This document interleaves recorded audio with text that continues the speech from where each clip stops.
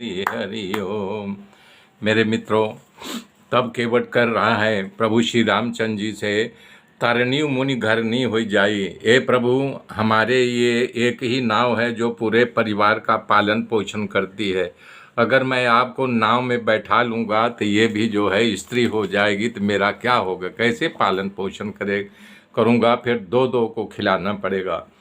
तो भाव विभोर हो करके गा रहा है, अरे मेरी छोटी सी नाव तेरे जादू भरे पाओ, हाय मेरी छोटी सी नाव तेरे जादू भरे पाओ, मोहे डर लागे राम, हाय मोहे डर लागे राम, कैसे बैठाऊं मुरी नाव में, हे प्यारे राम कैसे बैठाऊं मुरी नाव में।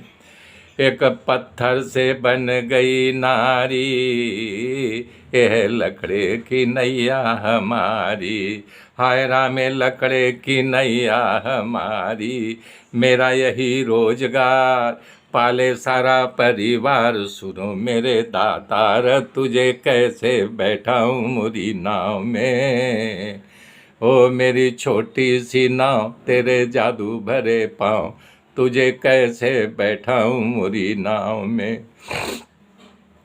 जैसे तुम केवट वैसे हम हैं केवट, भाई से हाय हाय भाई भाई से लेना शर्म है, जब मैं आऊं तेरे द्वार करना भव सागर से पार, सुनो मेरे सरकार कैसे बैठाऊं मुरी नाव में।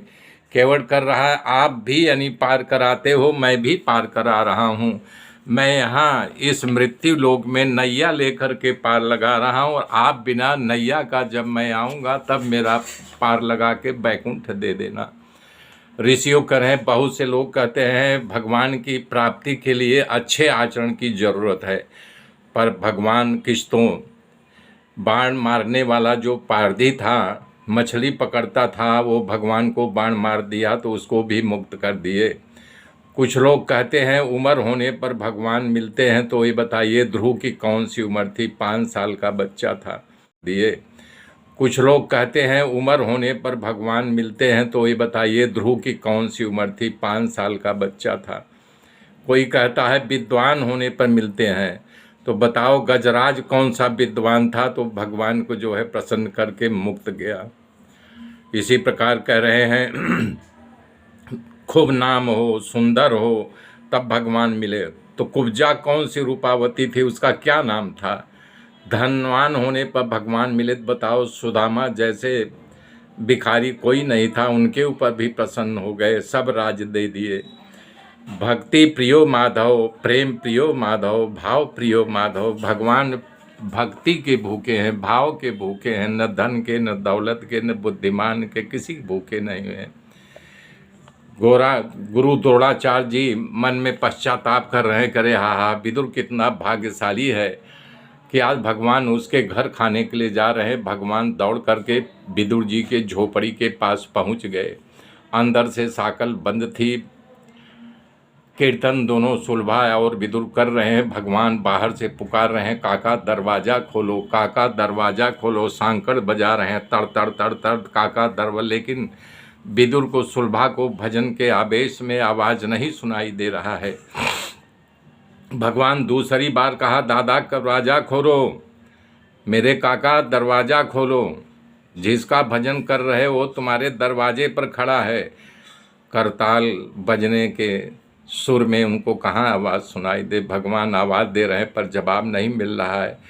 भगवान को वहाँ गर्म रेती में, जो गंगा के किनारे रेती थी, पैर जल रहा है। ठीक तो है, विदुर जी ने सारी जिंदगी तब किया है, कृष्ण कृष्ण माला लेके जपते रहे, अब आज काका काका का माला जपो। यही बात रामचरितमानस में भी कहे हैं, बाबा जी रे मोरे मन प्रभु अस विश्वासा, राम से अधिक राम कर दासा, जय राम सिया राम, जय जय राम। मेरे मित्रों, मेरे साथ बने रहिए, आगे की कथा कल जोड़ूंगा। तब तक के लिए जय श्री राम।